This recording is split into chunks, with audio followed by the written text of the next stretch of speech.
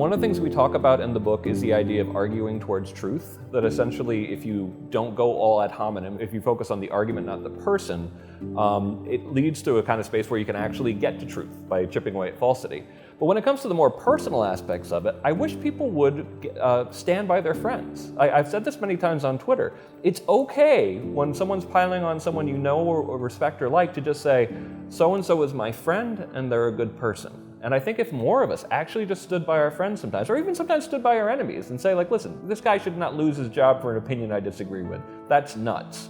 Yeah, I completely agree. And I think it's also, even in an instance where you say, this is my friend and I stand by them, being able to separate the idea that it could be a friend that you disagree with, and this could be a statement that you entirely disagree with. And I think that we've kind of lost the art of doing that in our culture, unfortunately. But I think especially with younger people, and I can say, at least having been at NYU and having spoken out very publicly, very suddenly, when I started writing for the New York Post, that there's such a tyranny of the minority with this sort of stuff, and so many people who will come to me or to a professor who speaks out politically privately and say, oh, I agree with you, but just I wouldn't say it out loud elsewhere. And I think that actually stepping up and making courage contagious and actually demonstrating the fact that there are so many people who are just being quiet and would rather this kind of tyranny cease is actually a way to short circuit it for sure. I mean, courage is certainly contagious.